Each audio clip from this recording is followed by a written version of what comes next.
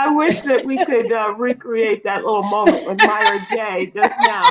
Her impromptu song, singing and writing abilities just on full display. Hi, everybody. It is Wednesday. Welcome to What You Need to Know. And Myra J is here. And so is Stephen Hill, but he's on timeout.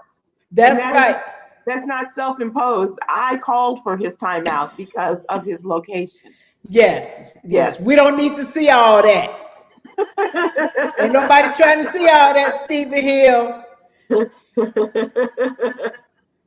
How you gonna be throwing shade? And I don't know if you can see that, but this is why he's on a timeout. Can you see that?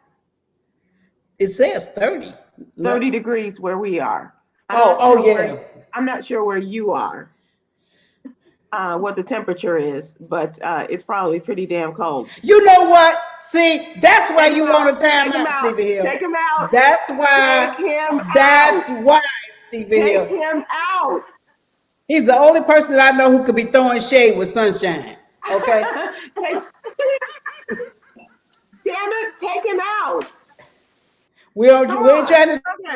Okay. We ain't trying to see all that. No, I don't need that. I don't need that. Well, you could be here. You could come. No, that's not the point. You could have been in any other room. You had to open up your laptop and show us this incredible expanse of Mexican shoreline. And no. Well, people can always look at my kitchen countertop. Look here, y'all. Nice granite. Nice countertop. A nice granite countertop. Nice. See there? Yeah, and you can look at my anemic trees back here. Yeah. You see all that, the skinny little plants? Yes, you can see that. And that's good enough for us, Stephen Hill. Okay. Myra. Sybil. Did you watch any of the, I was going to say Watergate hearings, of the insurrection hearings today? I watched it all day today because I had to miss part of it yesterday. And I am so just, can we convict him already? Convict him. What, you know what? I get it. He effed up big time. The whole, and the thing is, it's not even for us. This is for the Republicans. They've already made their mind up. And while they're holding their head down, being silent, I wish that they could find their spines down there on the ground and pick it up and show a little gumption. Okay. Yeah. Apparently, we need more bras over there in the Senate because the boxes ain't doing nothing. Okay. We need more bras, less boxes. That's all I'm saying. And really, there's nothing in the boxer, so you're right. Okay. And so, okay, go ahead. You just. He still. I knew he would still have that glass there. You are not right. You are not right. Here's the thing. You have in that action defined exactly what's wrong with so many folks. Right? Can't be happy for somebody. Got to try to hate. Right? That's the thing. As opposed to being happy. Mm-hmm. Right? And you're right. I have invited you here. How many times, Sybil? How many times have I invited you here? Lots of times. It's your choice not to come. So I should not come and not do this because you don't want to come down. So I can still hate, right? Because you haven't invited me.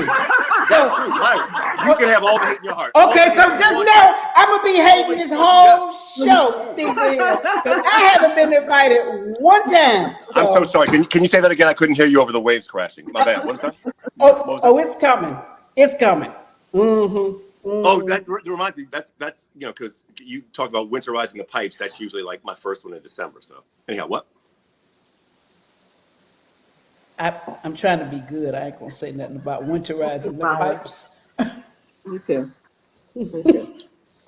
There's your answer. So your stuff start to freeze up in December, is what you're saying? There's blockage. There's blockage, and it ain't working in December.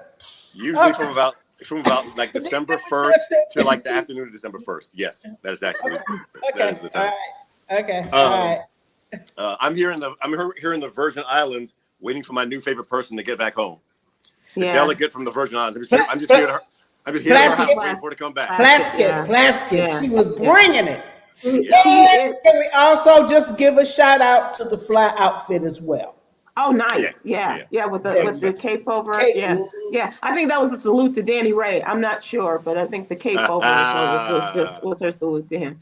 R.I.P. Yeah. R.I.P. Danny Ray. If we haven't said that Yeah. already, R.I.P. Danny Ray. He was Absolutely. the hype man for for James Brown, who passed away recently. Yeah. Yes. And we are really getting a lot of good looks at Stacey Plaskett, who is the delegate. She is the first delegate in the history of this country to present or to be a part of the manager team in the presentation of the case against Donald Trump. Mm-hmm. And she had asked for this job before, and the House Speaker wasn't having it for the first impeachment, but she did get the call for the second go round. And she really is showing all of her skills as a former Brooklyn prosecutor, right? And as well as a student of the man who is the lead manager, as he introduced her today. So that was really nice. Jamie Raskin introducing Stacey Plaskett, who really laid it out there. As did the others, but drawing that line, indicating to people about how Donald Trump did and worked this in order to bring these people to this day, and then turned his back on them, as countless people were calling him and trying to get him to step up and get them to stop. A lot of the information that was shown today, video and audio, that had not been seen or heard before, and heartbreaking in many accounts. As one of the police officers said, line down. They have breached it. They have taken over. And then the descriptions of how the policemen were injured and the things that have done and what the results were. C.K. Hoffler is going to join us. She might as well be, calling in from Maui and just making a balance there with Stephen Hill. But she, the attorney and the president of the National Bar Association, is scheduled to join us today. Okay. But Steve, I got to ask you, because I'm not sure if your surroundings make a difference in the way you take in all of this, but it's cold and it's dreary here. And that just kind of adds to the overall morbid and kind of depressing feeling that many of us feel watching this. How about you? I'm stunned by the new visuals, the Capitol, the security tapes. I'm both sad and glad there was no audio, because it's like hearing that policeman cry out was a lot, and I'd seen it before, but it's a lot. I'm not sure whether this sunshine and blue water and birds flying and nice plants. You don't have to say and. You don't have to say and again. I'm not sure it really changes anything, but look, I love the fact that what's my name from Colorado, Joe Neguse. He did a good job. Virgin Islands. Everybody did a great job of detailing the challenges that happened and how Donald Trump incited it. Yeah, they did great with the timeline, as well as what was going on simultaneously. While they were breaking into this part, he was over here doing this part and really breaking it down in terms so that the average person could go, okay. So and drawing in the senators, because as this was happening, and you remember this, right? When they were so and so, or you remember seeing the vice president being taken out, and here's what followed as a result of that. And you remember even talking about working on the Hill on September 11th and what that feeling was like, as Stacey Plaskett did, said she was a staffer at the time, and talking about 9/11 and what kind of effect that had on the people, and bringing that connection to the attack by our own people, by fellow Americans. But they did have a couple of intentional haters in there, because I heard them mention, is his name Hawley? Yeah, Josh Hawley. Hawley.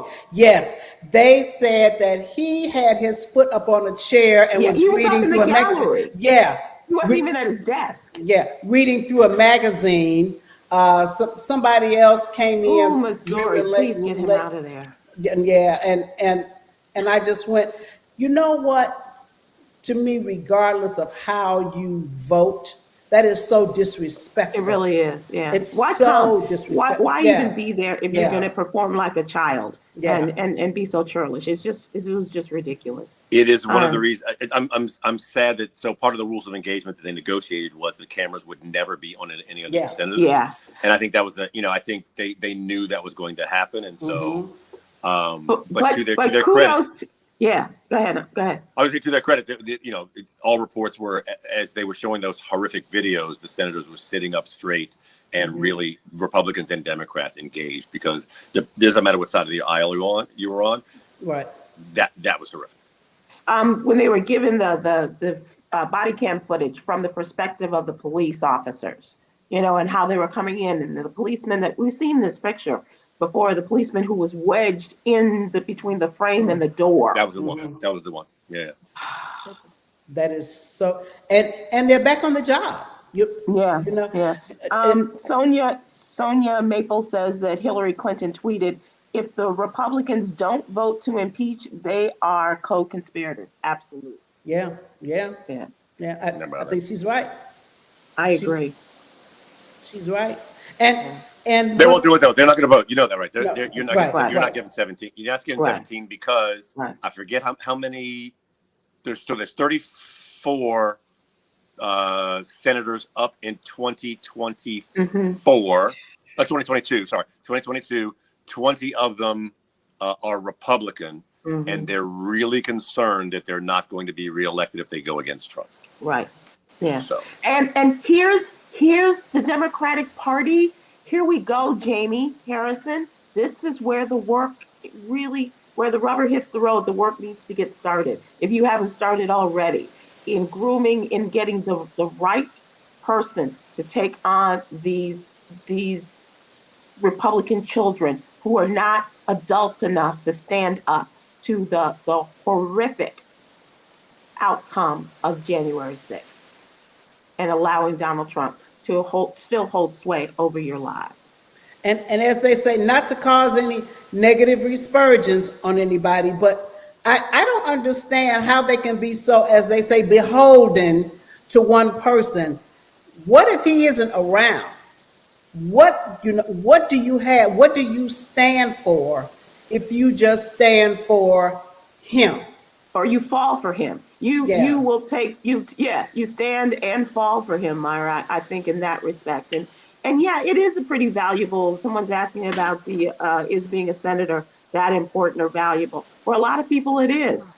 Because of the power that they have, as well as the access to power that they have, and the ability to take this position and move it to something that is more lucrative in terms of money, and the lives that they can make, and the lives and the money they can make in the future.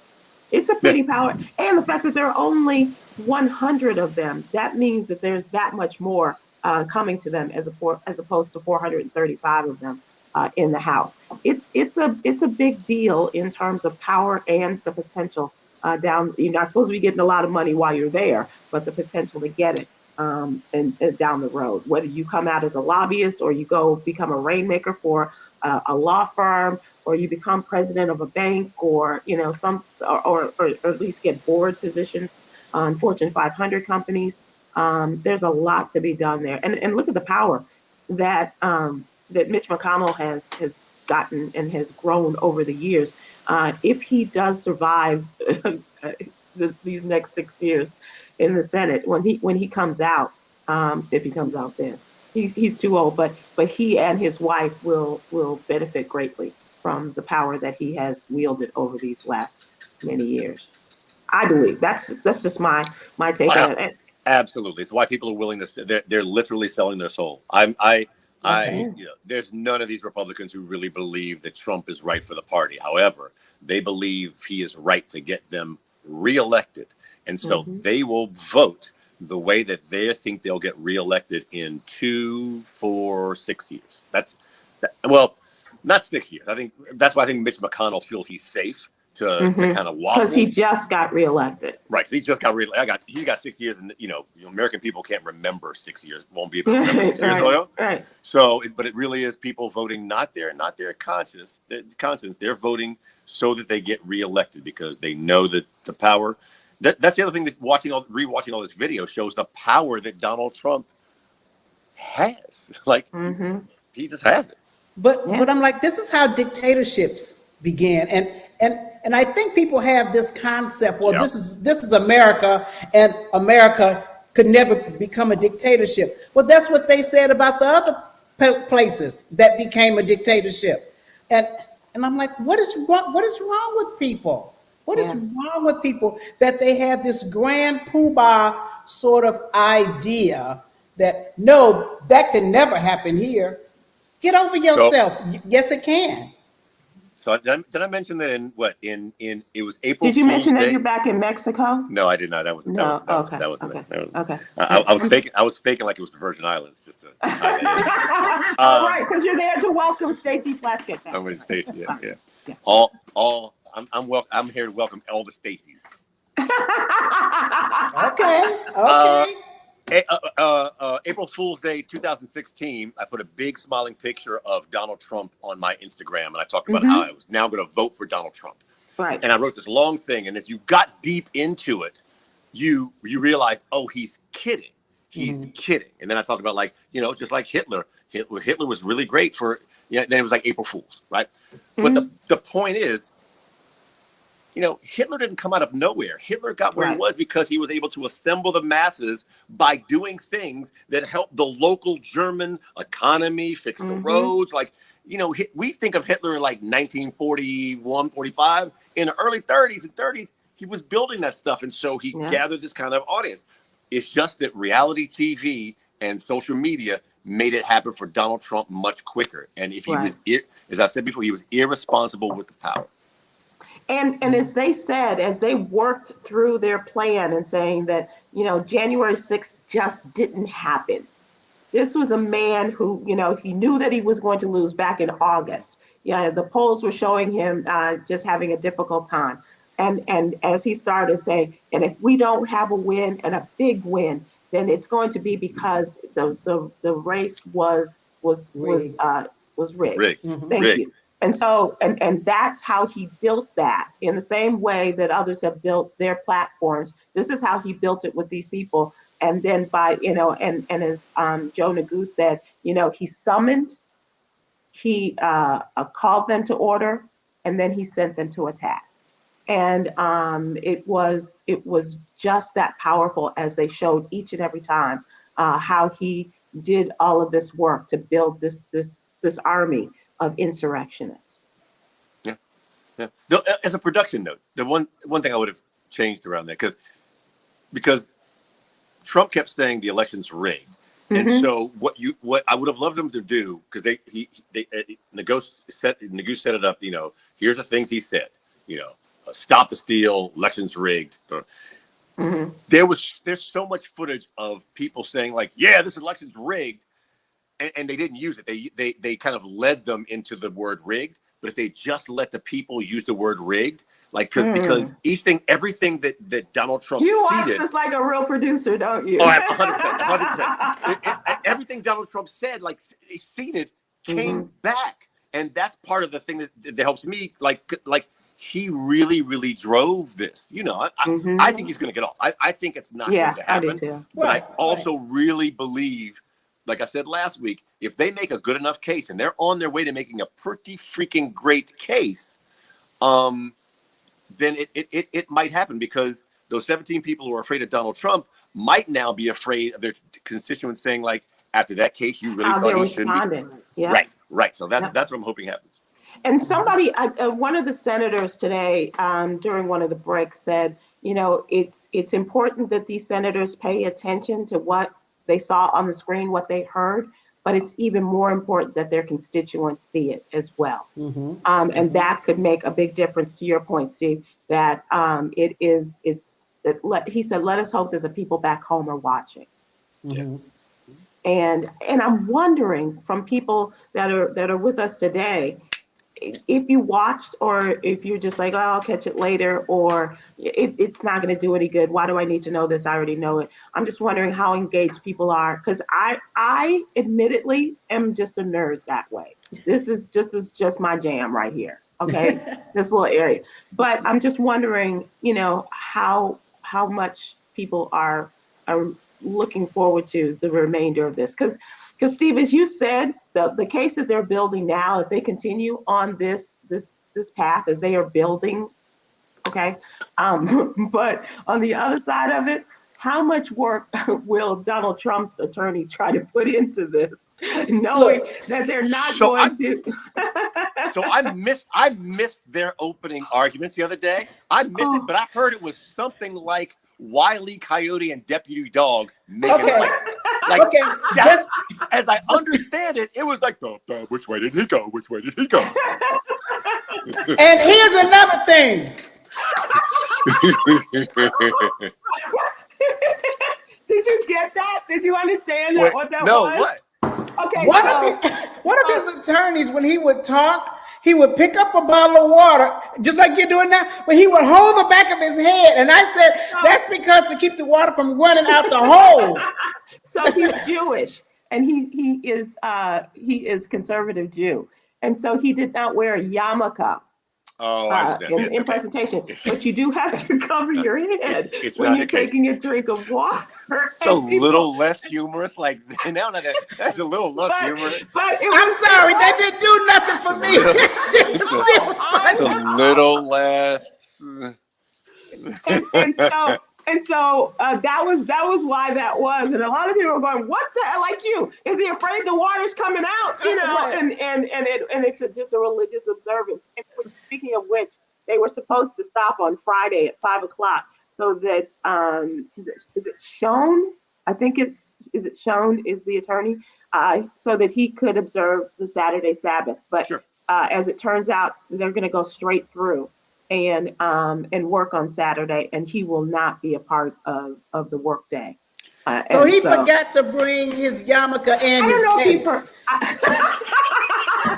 Well, the lead forgot to bring the case. It was just like was like a bad episode of Matlock. I gotta look that up. I admit I did not see that. Yolanda's gonna try to find some of the video of him, Steve, because this is Let me tell you.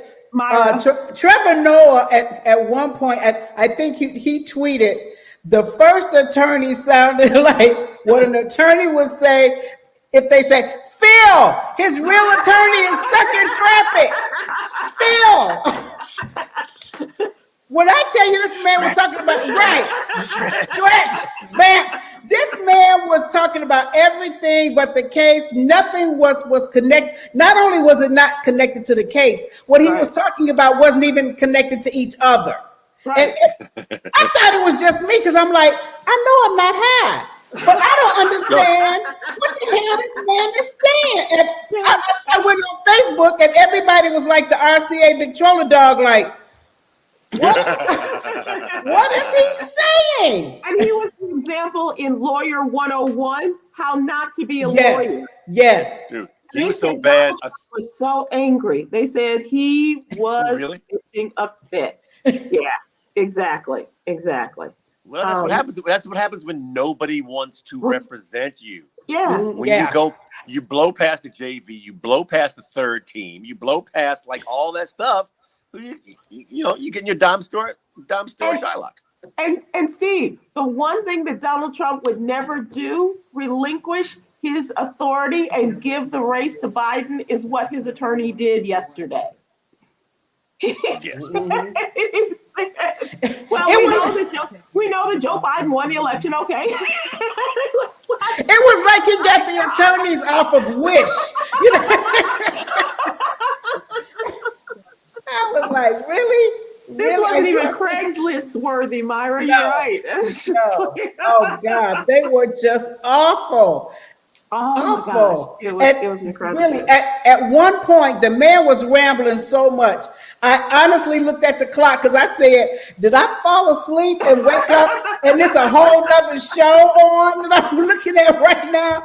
I mean, nothing that he was saying made sense. It was crazy. You know, and I know my senators from my state, yeah, they're good guys, and we may not, we may not get along politically. You play it on the record. You play it on the record. You know what a record is, right? You put the needle on the thing and it goes around like, I was like, what? What is he talking about? See, we're gonna have that. We're gonna come back and give you a little taste of that.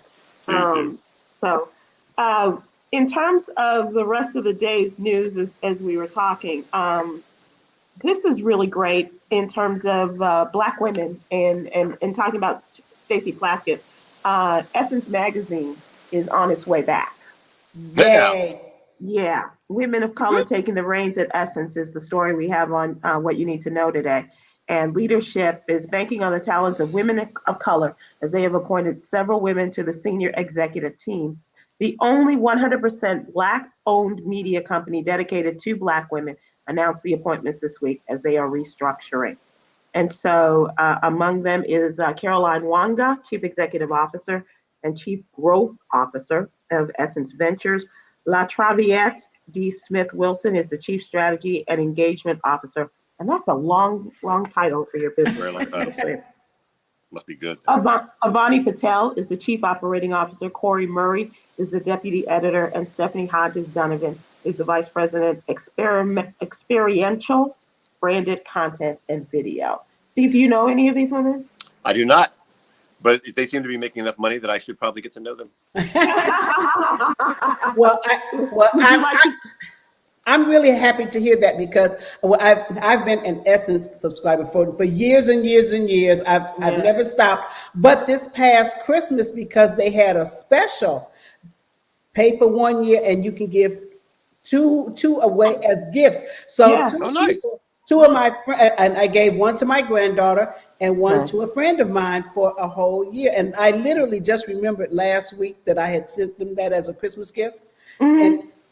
And I called them up and I was like, did you get an Essence magazine? And my friend was like, yeah, girl, shoot. I thought somebody was trying to catfish me. I was like, who sent me a magazine? Who sends magazines anymore and subscriptions? I know. Hello. Stephanie Hodges Donovan, Steve, worked at 106 in Park. She was a senior producer. Wait. Okay, so number one, didn't know she got married. Number two, Stephanie is the awesomest. I'm all up in it now. Congratulations, Stephanie. Oh, she's the best, and she will kill whatever job she has. Yes, indeed, 100%. Nice. Wait, Stephanie Hodges Donovan? Donovan, Dunvan. Fantastic. And so you know Mr. Donovan? I do not. Oh, okay. I know that. Yeah. Yeah, she led video production for Essence Festival and events. And prior to coming to Essence, she worked at Inside Edition and BET, where she was a senior producer for 106 in Park. She was one of the best ever. I'm so happy for her. That is a great 106 in Park. 106 in Park. Where do I know that from? Stephen Hill and Yolanda Stark-White. Okay. She's like, why do you know anybody there? Like, am I supposed to know everybody Black? Huh?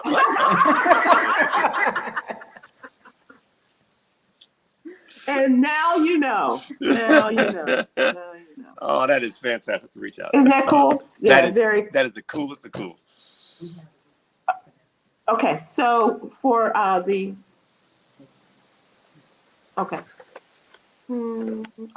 police, yeah. Okay, is CK going to join us? Do we have anything? Okay, we're going to move ahead. Going to join us? Look, I'm just asking. I'm not the only one who probably want to know. Is what? Is a policeman getting ready to join us? No, you can put everything, you can leave everything where it is, So here's the story we're talking about. We have a little bit of video of this. Police Chief Gene Ullman has resigned, and Officer John Brooks has been fired from the Hamilton, Georgia Police Department after their body cam, Georgia, their body cam footage, the two having racist and lewd conversation. Between the two discovered January 25th during a review of the entire police department body camera footage before erasing them. Yeah. Ooh, just in time. City officials learned several officers were not using or wearing their body cams because they thought the cameras didn't work. And it turns out they were just full and they needed to erase a lot of the footage to make room for the next. So this conversation took place last summer in June of 2020. A Black Lives Matter rally in Georgia, in the town of Hamilton. And their conversation talked about the shooting of Rayshard Brooks, the Atlanta mayor, Keisha Lance Bottoms, Stacey Abrams, and slavery. Let us hear a little bit of this. And that mayor up there, she's already fired the officer. And without a hearing. And she's pushing real hard. They say she's now the front runner to be Joe Biden's vice presidential candidate. You kidding? Because if I had to get her, I'd rather the mayor than Stacey Abrams. Yes, sir. No one.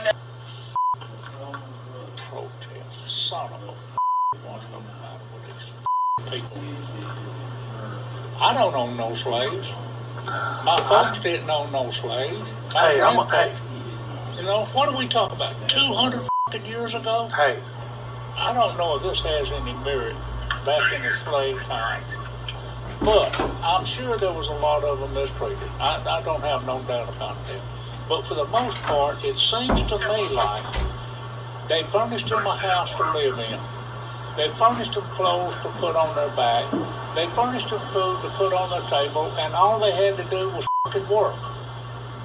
And now we give them all those things, and they don't have to fucking work. That's it.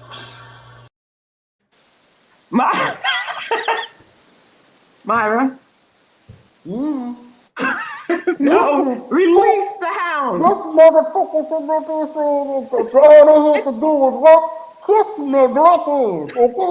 Saying listen, kind of shit is this? And you was the damn working in the police force? Talking about, oh, we gave them clothes. All they had to do was work. F you twice with a rusty razor blade. You know what? Let somebody just give you some clothes and tell you all you have to do. This is part of the damn problem because they always want to disassociate themselves from slavery. We didn't have nothing to do with that. This is now today, but they don't realize that all of it is still connected, and your racist ass attitude is why we still have to say Black Lives Matter. That's the number one thing right there. What's his name? What's the dude's name? What's the guy's They're name? both. It's Brooks and Almond. Brooks. Used to have a job. Almond used to have a job. Brooks, come here. Let me talk to you. The chief is Gene Almond, and the officer is John Brooks. First of all, Gene, let me tell you, I used to love your group, the Allman Brothers. They was one of my. I used to love them. They was great.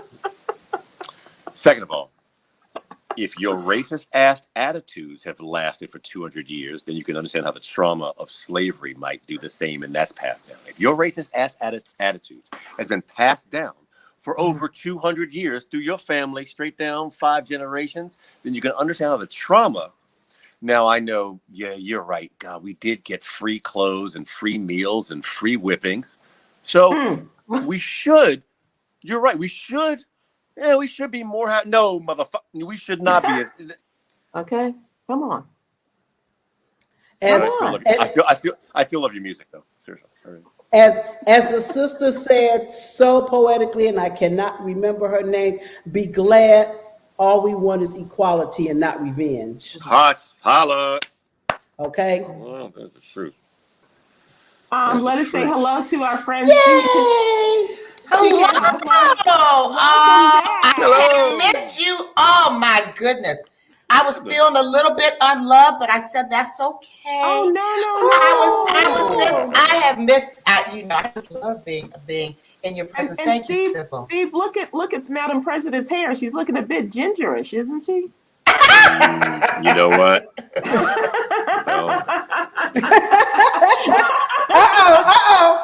Work it together.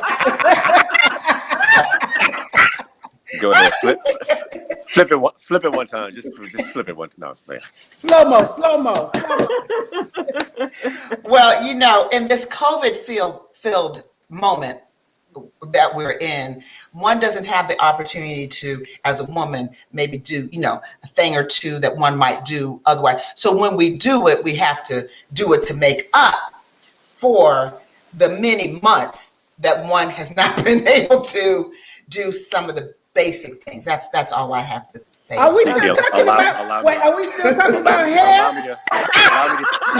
Allow me to tell you. What happened was, I just. You're talking about if the gorgeousness of your hair is a function of time, and you had to make it up over time, then allow me to say that you made up for COVID, measles, chickenpox, the bubonic plague. You're so kind. That, girl. You did Thank that. you. You did that. Thank you. You're so kind. CK, we have missed you, and the door is open anytime you want to come on. And I'm sorry that we haven't had an opportunity to have you on since then, but you certainly did make a great entrance here. Did you happen to see the video of the situation in Hamilton, Georgia, that we're talking about? I did. Georgia. What do I say about Georgia? Georgia saved the day. Let's just say that. True. Georgia saved the day. I was on a program earlier today with Congressman Jeffries, and he said, and it was just for us, he's just magnificent. For us, it was an international program about police brutality and how it's a global issue, and how, of course, countries stand in solidarity with us. But this is a pandemic. If you go to London, Black folks are getting beaten by police. If you go to Paris, it's anywhere you go in the world, Black people there's excessive use of force against Black and brown people. So we talked about that, and Congressman Jeffrey set the table for us, and he just dropped in the middle of discussion. And we're going to pass the George Floyd Justice and Policing Act. And then he continued on to set the table and speak. I never got off that point. And the reason why he can say that with confidence is because of Georgia. Right. So we must look at Georgia, because we know that many crazy things come from Florida. All things crazy, because I lived in Florida, practiced in Florida. I always say from Florida. But all oppressive, downright in your face, try to stop you from doing things in life. And the worst of what we've seen in terms of, I don't say redneck behavior, but behavior of those unbecoming who want to kill and hurt Black and brown people.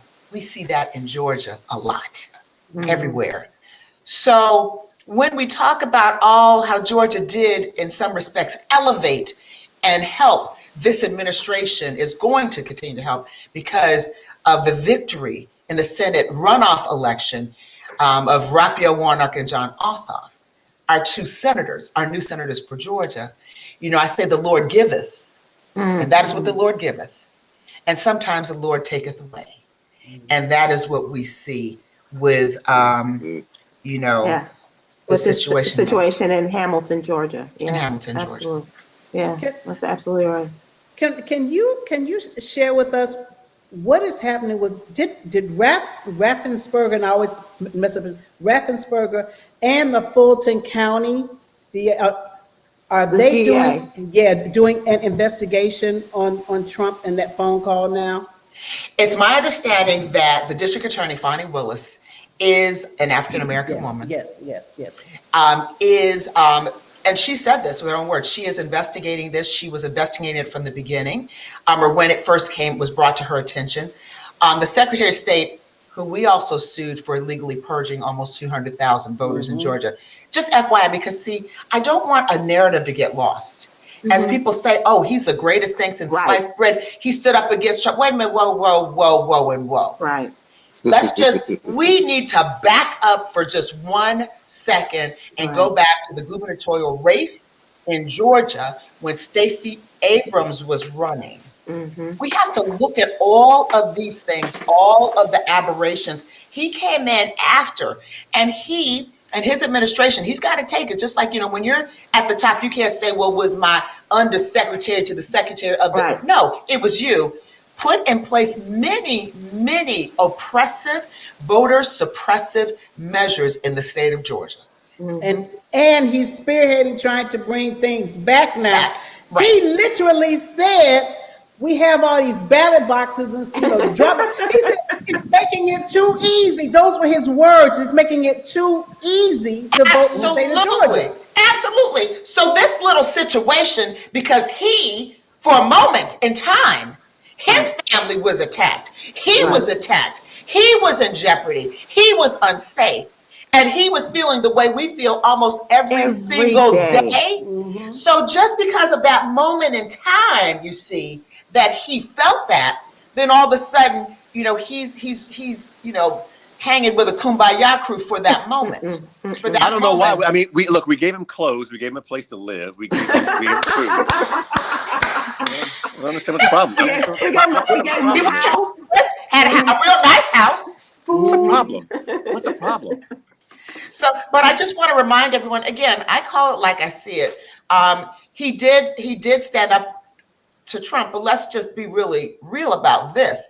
In Georgia, you can record without getting anyone's permission. Right. So it was really in his best interest to do that, because former President Trump at that time was going to take him on down with him and throw him under the bus like he threw the vice president under the bus. I digress for a second. But that's, and he could see that happening, because Trump was saying, kind of flexing, if Georgia doesn't go our way, there's going to be some splaining to do, and it's going to be a problem. That was what our then president was saying. So the Secretary of State, and I think his name is pronounced Raffensperger, but I'm not Brad certain. Raffensperger. Raffensperger, I think that. But I just call him the Secretary of State. Would he? It might as well be Kim.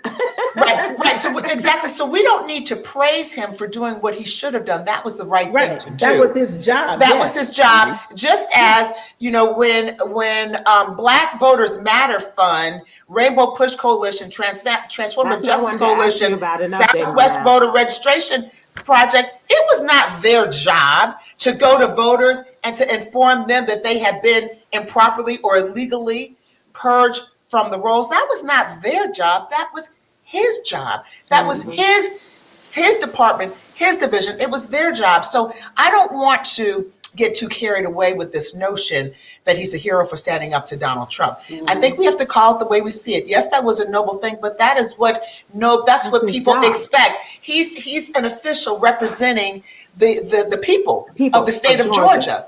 So that is what we expected. To do anything different would have been exceptionally problematic. But today, he's taking Georgia back. He is very, very upset that people were able to, oh my goodness, vote. Yeah. They were able to vote. Hate when that happens. Yeah. Don't you hate when that happens? Yeah. Legally, without a gun to their head, and there were a lot of suppressive tactics, but there was that counterbalancing factor in the grassroots organizations, in the clergy that took charge in Georgia and that made a difference.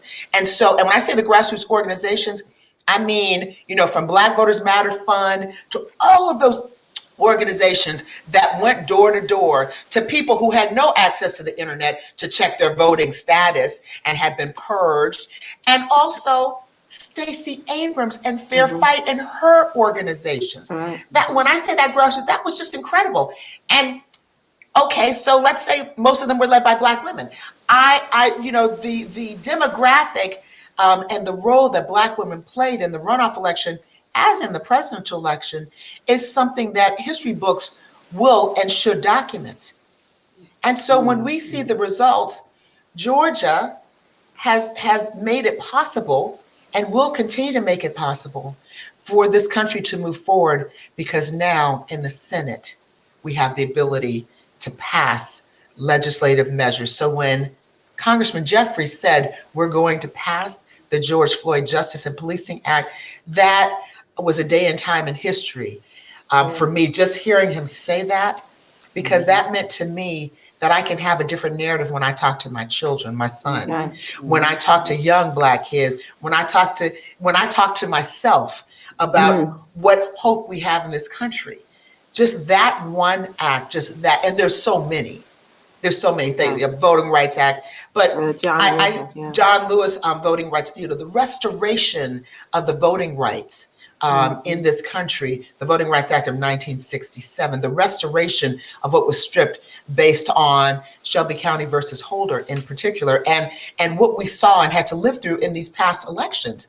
You know, there was a lot of voter suppression that went on. It's just that the countervailing forces that leveled the playing field were the people. The people's organizations, the grassroots organizations, the lawyers that were out there fighting as well in litigation, but also in the trenches doing election protection. All of those factors, and most importantly, the people who said, no matter what, we're going to vote during COVID, we refuse to be denied. That is what caused the victory. So, so CK, let me ask you, is there an update on the lawsuit that you brought, the case that you presented before the election, before the runoff? Certainly, there is an update. The judge strongly recommended that the Secretary of State's office and our team, the plaintiffs, talk and that we get some resolution or explanation for these discrepancies. Discrepancies meaning all these people who were purged from the rolls for allegedly moving who didn't move. That's a discrepancy. And there are thousands of people who fell in that category. So we are talking. We are talking. Okay. And you know what happens when you talk? I mean, we've been litigating, and litigating happens when you can't talk.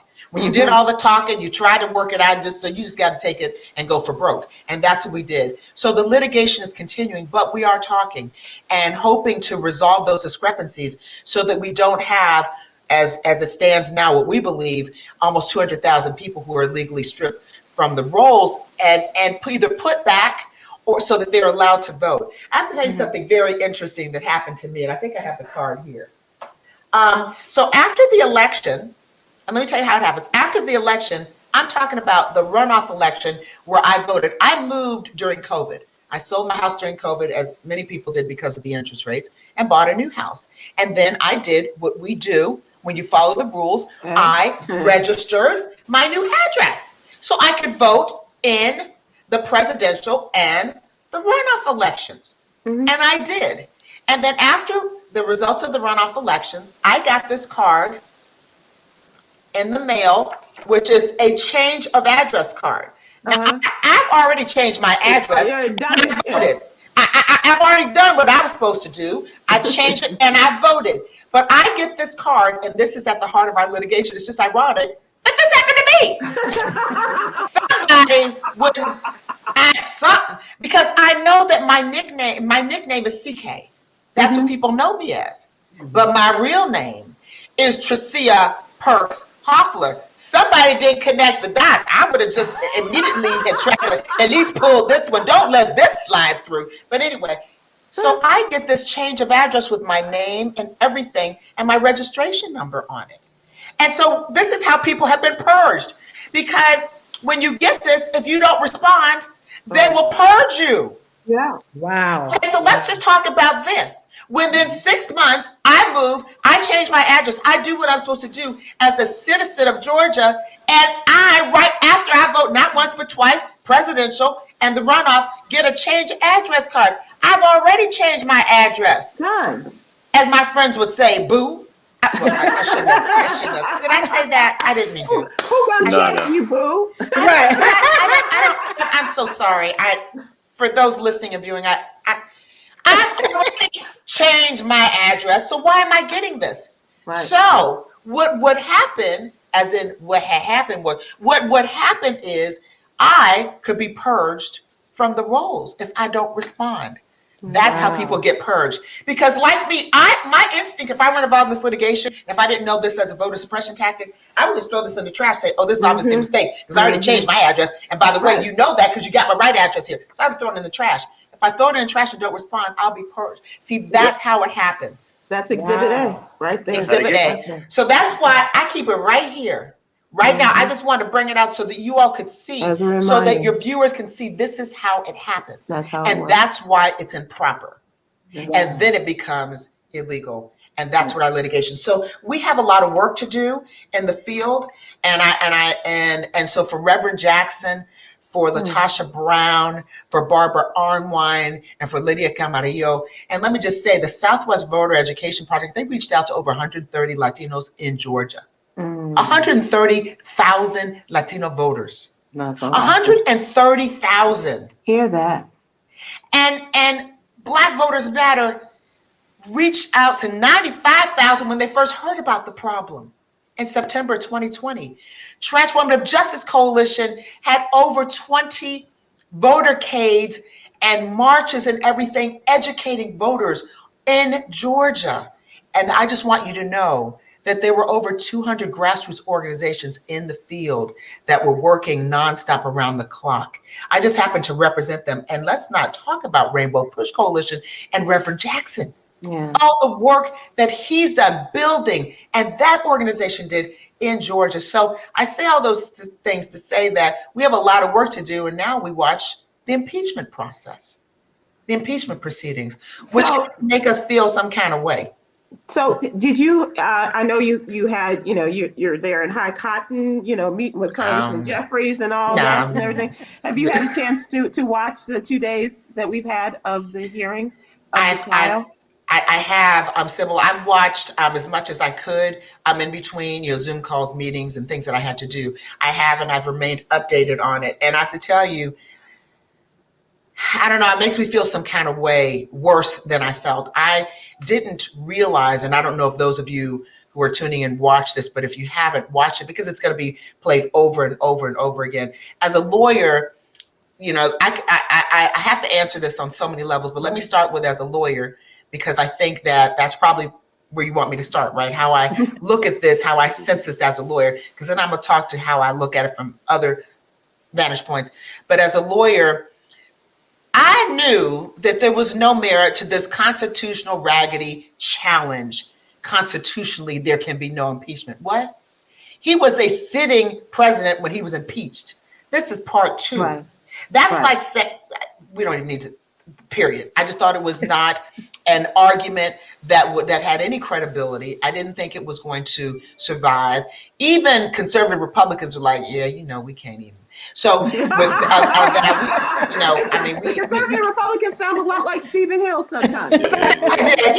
we can't. We got we try and have your back, but that kind don't make no kind of sense. So I think there was that, and they were mumbling under their breath. Not when people don't make eye contact, mumbling, blah blah blah blah. They just can't support it.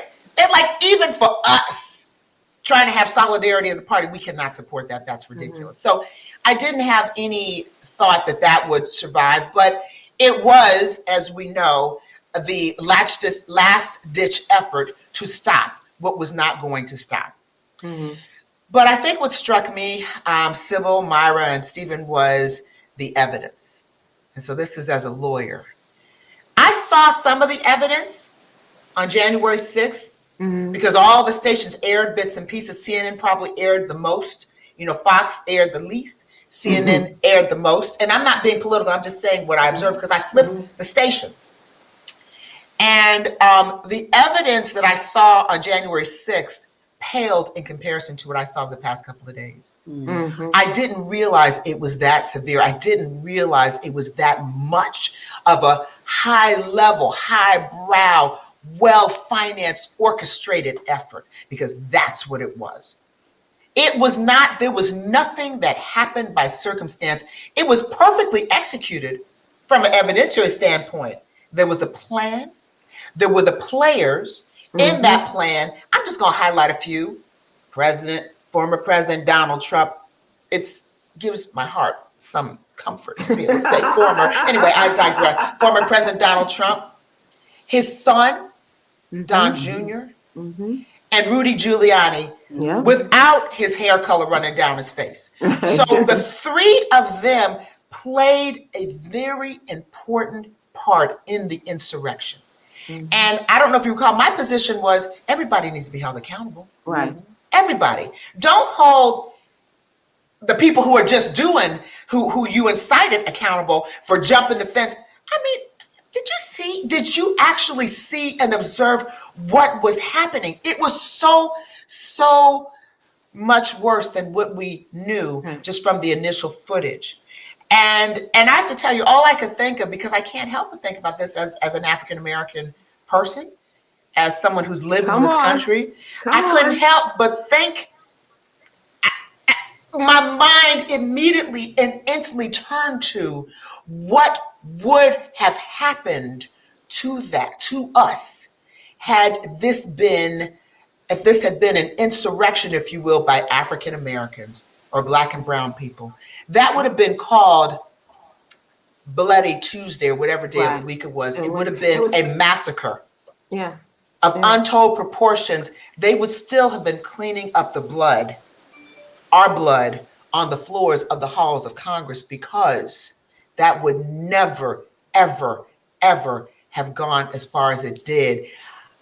You know, the desecration of everything, even if you're not patriotic, even if you're not like a hee-hee-ha, you know, rah-rah patriot in this country. This is our country. It was built on the backs of slaves. This is our country. Even if you take exception to what government does, even if you are someone who's progressive in your thinking, you still felt some kind of way, I believe, in watching that footage and watching the evidence that was presented at the impeachment trial. Right. And that's what I saw. So from a legal standpoint, the evidence was very strong. We expected, you know, people believe 80% of what they see and 20% of what they hear. The visual, and I just know that as a trial lawyer, because, you know, you hire all these experts to tell you how you can win your cases, talking to jurors, that evidence was so compelling, seeing what we saw. Yeah. We could hear, but just see. We have run out of time. I'm afraid. I know, but it always happens that way. Isn't that amazing?